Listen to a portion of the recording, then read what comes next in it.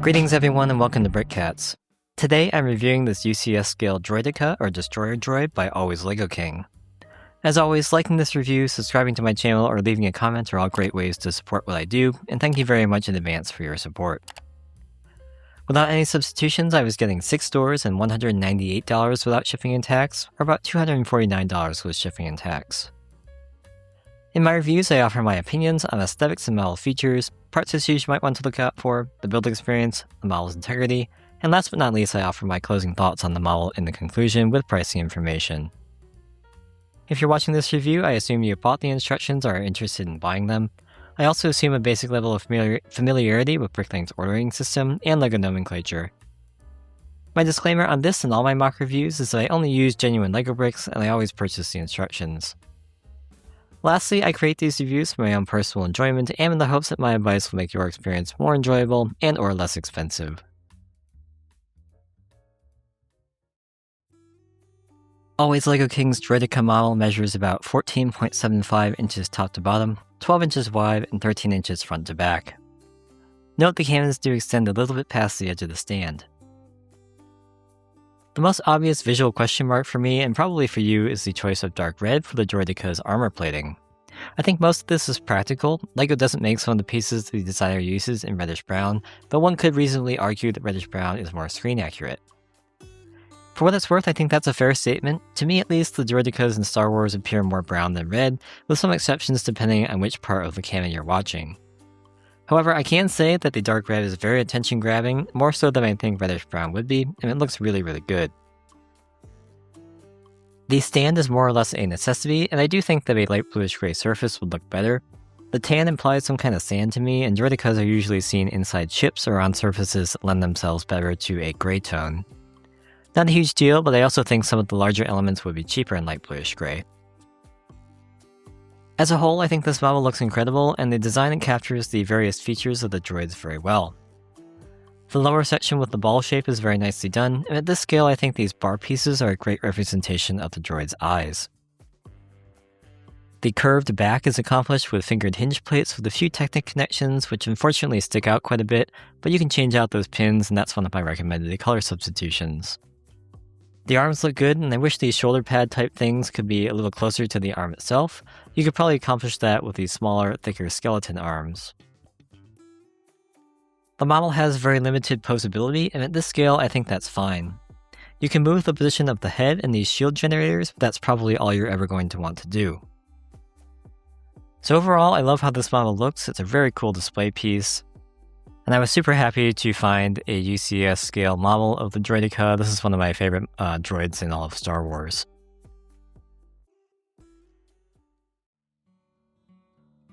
This Droideka model calls for 393 elements and a total of 1,975 pieces.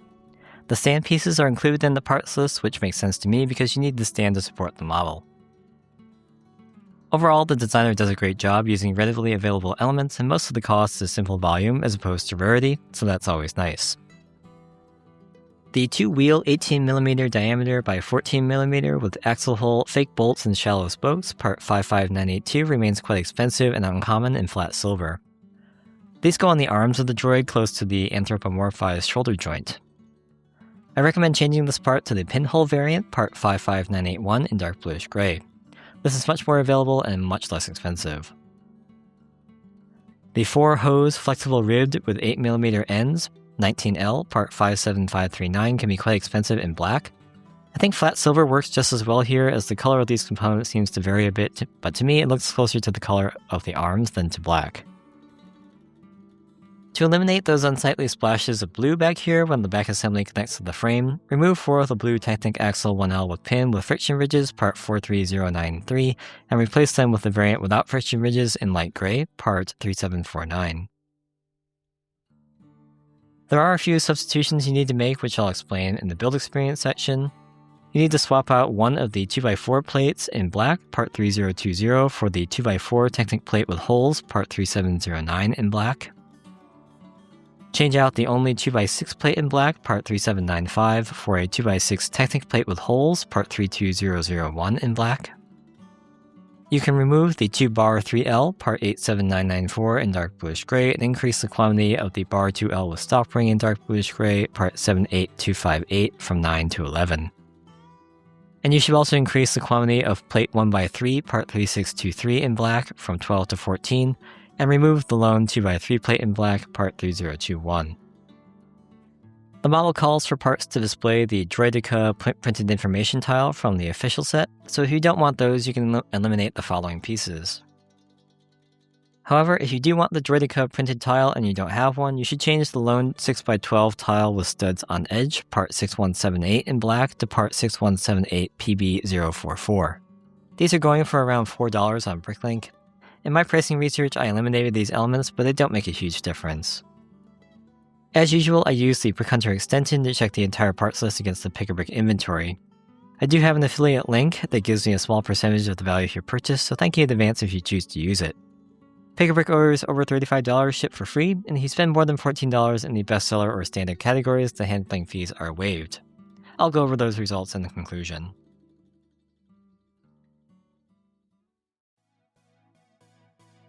Instructions for the Droideka are divided into 4 separate files: the base or stand, the lower body, the upper body, and the arms and legs. In total, there are 569 steps for the various sections. Each part of subassembly you add in each step is outlined in red against a white background. I didn't have any problems determining which parts you're adding in a given step with this color scheme. Each step has a reasonable number of pieces, and the build took me about 10 hours total with pre-sorting beforehand into the major element categories. Throughout the instructions, the designer emphasizes which Technic angle connector you need to use, which I found helpful, and includes some specific connection locations, which was also welcome. Unfortunately, there are several significant errors in the instructions, and all of them stem from incorrect part listings. In the lower body, the black 2x4 plate in step 99 and the black 2x6 plate in step 101 both need to be their Technic analogs with holes. Without the holes, you can't slide the subassembly onto the Technic axle on the back of the droid that you put in place in step 47.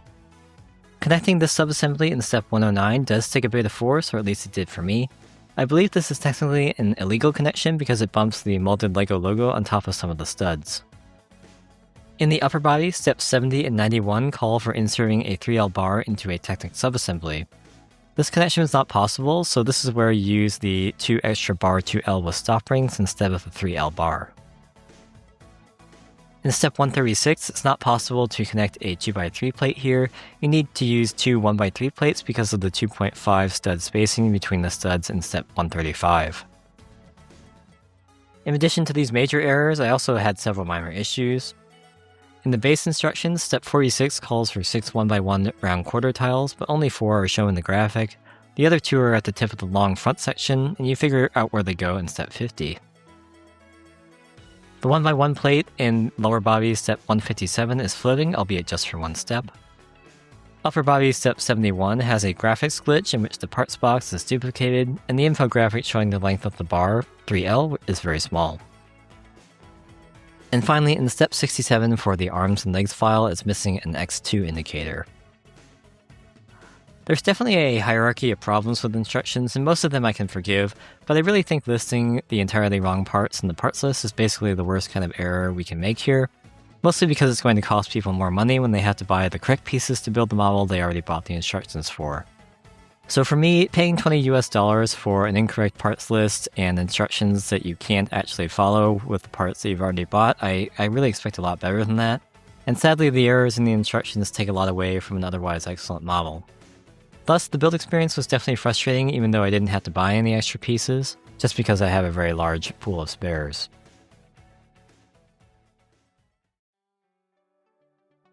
This model is designed to sit on its base and can't support its own weight without support underneath the lower body.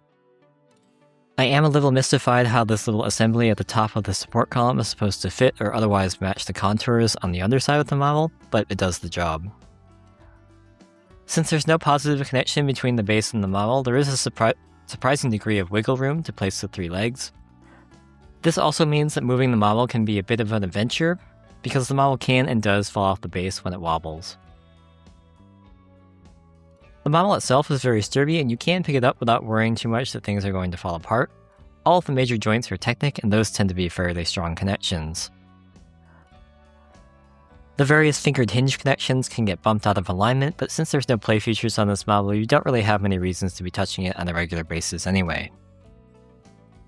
The base does have a weird issue where if you lift it up by holding the side, these hinges can come loose.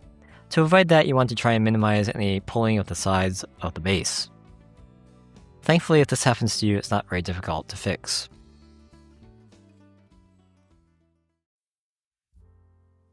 Appearance-wise, this is probably one of my favorite models. Droidekas look really cool in general, and they're one of my favorite designs from the prequels. It's an impressive size, and I really like the dark red color choice. However, the overall experience was not great due to the parts errors and the build experience. If the designer fixes some of the problems I mentioned, this is easily a top 10 mock in my opinion. Again, without any substitutions, I was getting 6 stores and $198 without shipping and tax, or about $249 with shipping and tax. With my substitutions, that went down to 3 stores and $192 without shipping and tax, or about $225 with shipping and tax.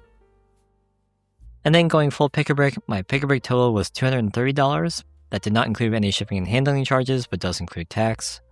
The remaining 14 elements I could get from 2 Bricklink stores and $6 without shipping and tax, or about $18 with shipping and tax, for a total of $244.